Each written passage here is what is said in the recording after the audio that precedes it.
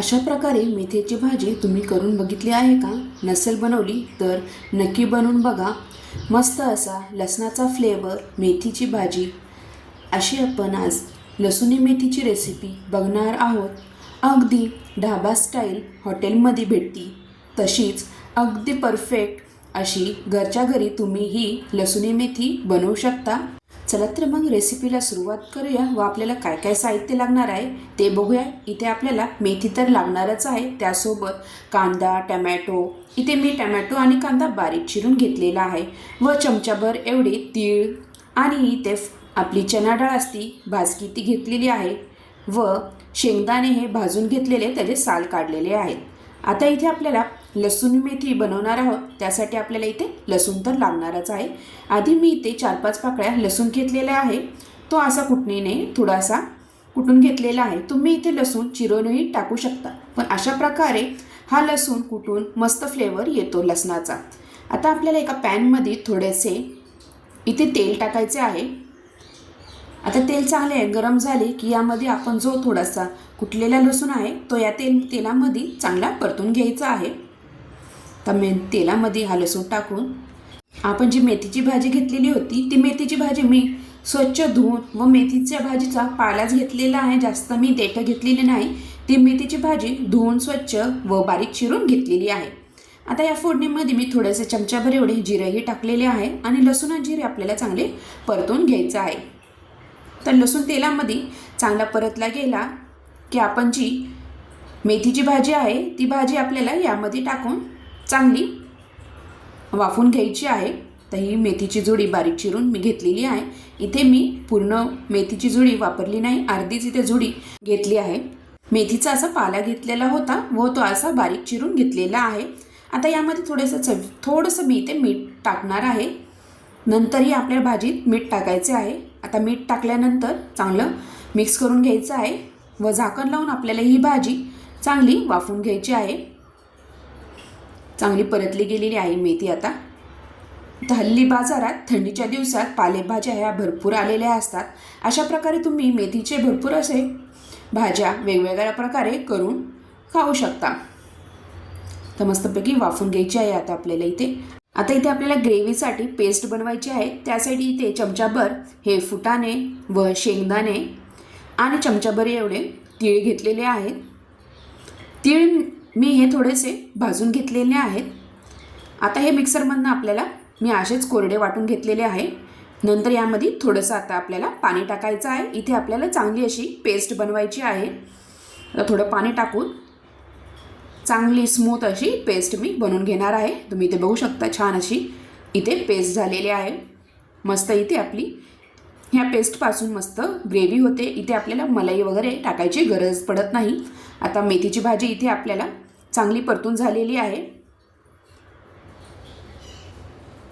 आता ही मेथीची भाजी परतली गेलेली आहे. आता एका प्लेटमध्ये ही मी काढून घेणार आहे.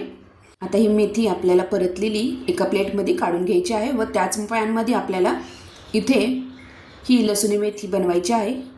आता प्लेटमध्ये काढून घेतल्यानंतर त्याच पॅनमध्ये थोडंसं मी तेल टाकणार आहे. आता इथं तेल टाकल्यानंतर अजून इथे आपल्याला लसूण लागणार आहे.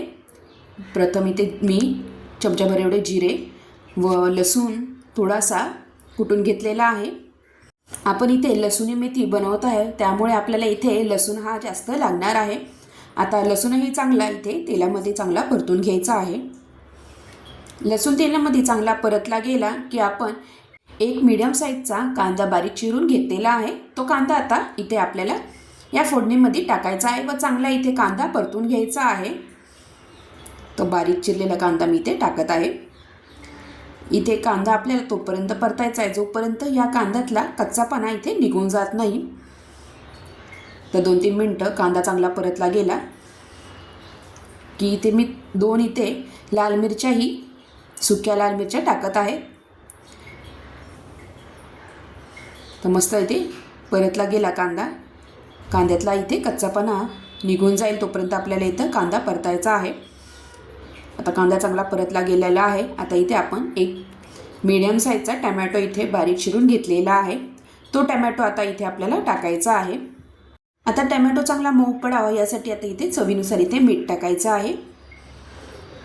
तर मीठ टाकल्यानंतर चांगलं मिक्स करून घ्यायचं आहे. आणि मी इथे झाकण लावून टमॅटो आपला जोपर्यंत मऊ होत नाही तोपर्यंत आपल्याला हे वाफवून घ्यायचं आहे. छान इथे टमॅटोचा गाळ झाला पाहिजे. इथे तुम्ही टमॅटोची पेस्ट करून टाकली तरीही चालेल. तर टमॅटो मऊसर इथे होत आलेला आहे. तर मऊसर इथे टमॅटो झालेला आहे. आता इथे आपल्याला बेसिक मसाले घरातले टाकायचे आहे. त्यामध्ये मी इथे लाल तिखट 2-3 चमचे, गरम मसाला व हळद घेतलेली आहे. इथे तुम्ही तिखट हे कमी जास्त तुमच्या आवडीनुसार करू शकता. आता हे मसाले टाकल्यानंतर चांगलं मिक्स करून घ्यायचं आहे. तर मसाला टाकल्यानंतर मी 1-2 मिनटं असंच परतून घेणार आहे. नंतर आपण जी पेस्ट केलेली आहे शेंगदाणे, फुटाणे व तिळाची ती पेस्ट इथे आपल्याला टाकायची आहे. सगळी पेस्ट मी यामध्ये टाकून देणार आहे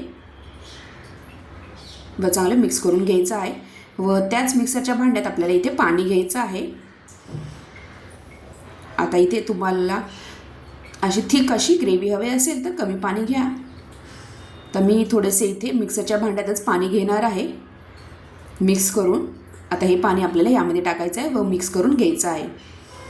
छान इथं आपली स्मूथ इथे पेस्ट झालेली आहे. तुम्ही इथे बघू शकता ग्रेव्हीला छान असा कलरही आलेला आहे. तर झाकण लावून आपल्याला हे 2-3 मिनटं असंच शिजून द्यायचं आहे. मस्त इथे तेल सुटस तोपर्यंत आपल्याला ही ग्रेव्ही शिजून द्यायची आहे.